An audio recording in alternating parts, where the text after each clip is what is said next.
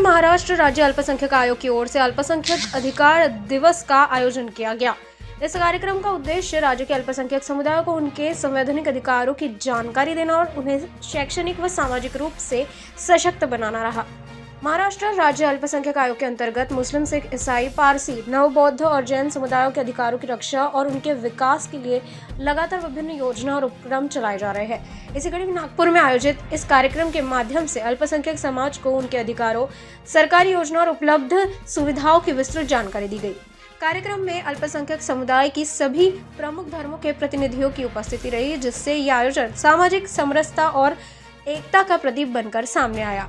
महाराष्ट्र राज्य अल्पसंख्यक आयोग के अध्यक्ष प्यारे खान ने इस अवसर पर स्पष्ट शब्दों में कहा कि अल्पसंख्यक समाज के छात्र छात्राओं को किसी भी तरह की सुविधा से वंचित नहीं रहने दिया जाएगा। शिक्षा के क्षेत्र में अल्पसंख्यकों को पूरा न्याय और समान अवसर देना आयोग की प्राथमिकता है। प्यारे खान ने यह भी चेतावनी दी कि वर्तमान समय में कुछ शैक्षणिक संस्थाएं अल्पसंख्यक दर्जे का लाभ उठाते हैं, लेकिन वास्तविक रूप से अल्पसंख्यक विद्यार्थियों को आवश्यक सुविधाएं उपलब्ध नहीं कराती। ऐसी संस्थाओं पर सख्त कार्रवाई की जाएगी और किसी भी तरह की लापरवाही बर्दाश्त नहीं की जाएगी।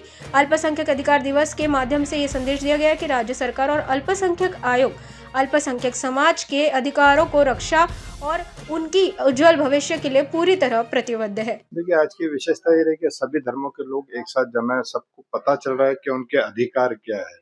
और जो महाराष्ट्र के मुख्यमंत्री श्री देवेंद्र फडणवीस जी ने जो कहा है कि सभी धर्मों को साथ में लेके चलना है, सबका साथ, सबका विकास, सबका विश्वास और सबका प्रयास, तो सबकी तरक्की के लिए काम करना है महाराष्ट्र में।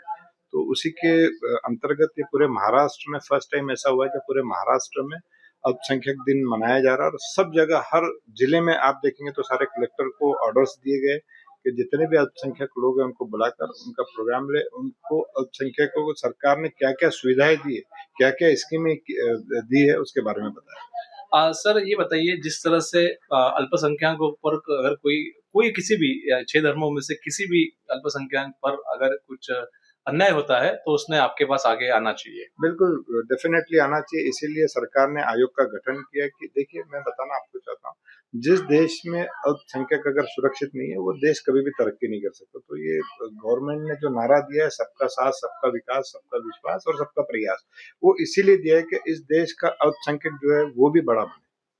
अल्पसंख्यकों में शिक्षा का अभाव इसके पहले दिखा था। शिक्षा, अल्पसंख्यक समाज जो है वो बिजनेस में तो बहुत आगे है, पर शिक्षा में थोड़े से पीछे ऐसी बात कही जाती थी।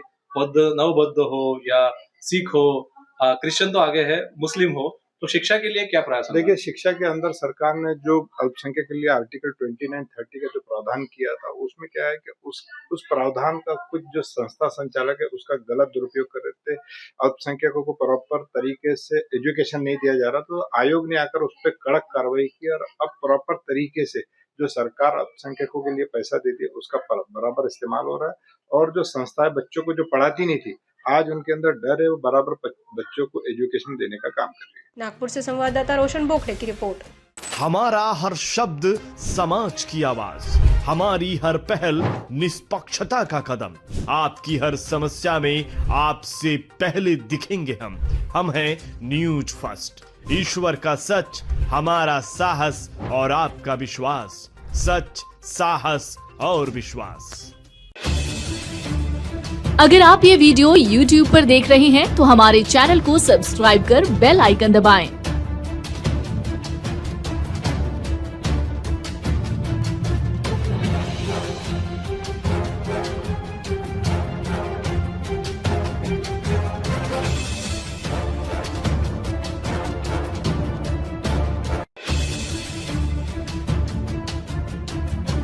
और Facebook पर देख रहे हैं तो हमारे पेज को लाइक करें।